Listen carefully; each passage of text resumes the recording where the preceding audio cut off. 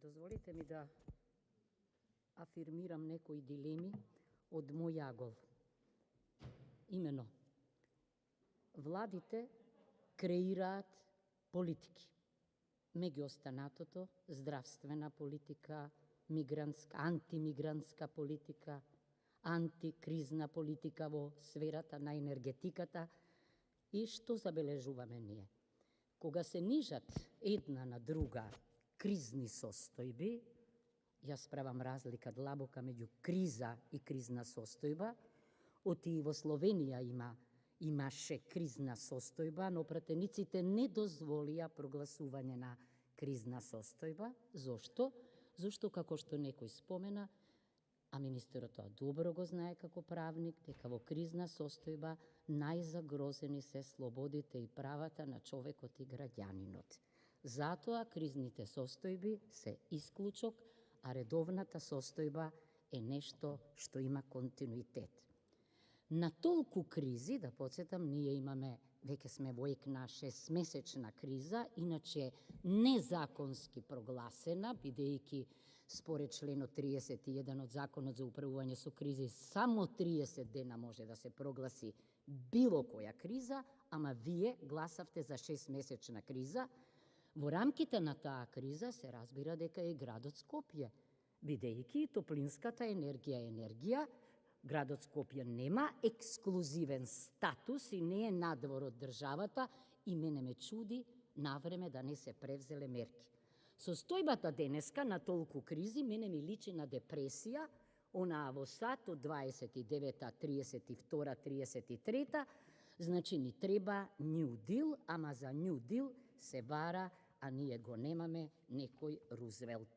Ова што денеска се случува овде не е живот, бидејќи се вели дека во кризна состојба имаме крпен живот. Ние станавме веќе предмет на темелни анализи, зошто бидејќи нашата држава се зема предмет на наука што се вика кризологија и кризолозите ги проучуваат кризите во Република Македонија, здравствена, енергетска, мигрантска, национална, правна, државна, идентитетска. А знаете што значи ова?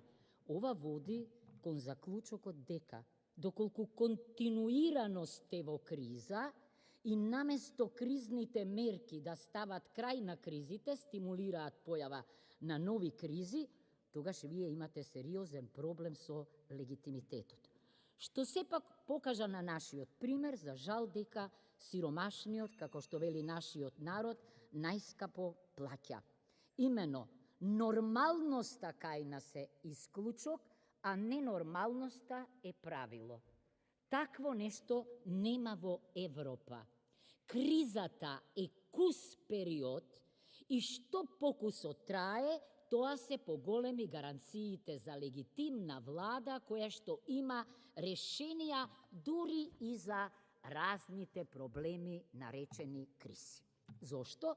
Реков, човековите права, веќе не пишуваат во Херитич, за ограничени економски слободи, транспарентноста, понатаму процесот наместо инклузивен станува ексклузивен и нешто што не кажуваме, концентрација на одлучување има во едно тесно тело, наречено комитет, во кое покрај министри седат и други, или како што еден мој колега сега во Словенија напиша, во Македонија има inner cabinet, или потесен кабинет, такво има тело во Британија, кое што всушност го превзема на себе процесот на одлучување. Кога имаме ваква состојба на влада во влада, тогаш владата не функционира како оркестар, туку во криза секогаш како расипан оркестар. Значи, мене ме чуди како тоа, ако сме во 6-месечна кризна состојба, некој не ги предвидел нештата со кои што денеска се соочувавме. Да подсетам, кога се сечеше во дно, главната аргументација беше дека гасот само што не дошол и дека ние ќе влеземе во состојба во која ќе имаме решение за грејењето.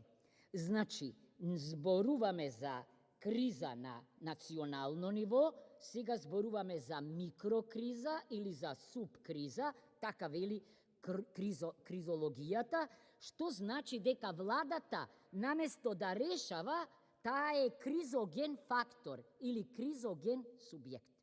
Згора, тоа тело што одлучува, работи како мини влада, одлучува само и веќе реков дека во него има и субјекти кои не се министри. Само да подсетам, нашиот устав не познава кризна состојба. Нашиот устав зборува за вонредна состојба и ја врзува воредната состојба за елементарни непогоди или за некои големи епидемии. И од уставноправен аспект имаме проблем.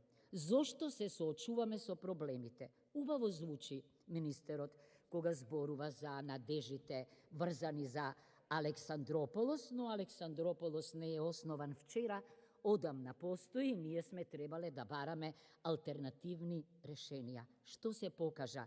Дека незнаењето и импровизацијата доведуваат до нови типови на кризи и за жал морам да кажам дека понекогаш и езоповиот јазик на Европската Унија, наместо да ги именува нештата какви што се, изостанува. Привршувам. Кога фрлате пари или кога одвојувате пари на ЕСМ, како да фрлате пари во бунар без дно. Или ако сакате, мене ова ми личи на Левијатанот. Вие го храните, а тоа бара се уште храна, бидејќи ненаситене, оти профитната логика е ненаситна. Ке се соочиме веројатно и со некој нов профит. Да ве подсетам, кога велевме дека треба да бидеме малку французи или грци за време на здравствената криза, па да воспоставиме власт и на болниците, пола Европа го направи тоа, вие велевте дека не смееме да го нарушиме либералниот концепт, односно пазарот. Значи, потенцирам, ова веќе не е криза, ова е веќе депресија или криза на кризите, или систем на кризи. Тоа зборува за нелегитимна или, ако сакате, за делегитимирана власт. Час поскоро престанете веќе да предлагате овде одлуки за кризи. Покажете дека и без кризна состојба умеете, како словенците, како швеѓаните, да се справувате со кризите. Тогаш ќе ви аплаудирам и ќе речам дека сте одговорна влада. Благодарам.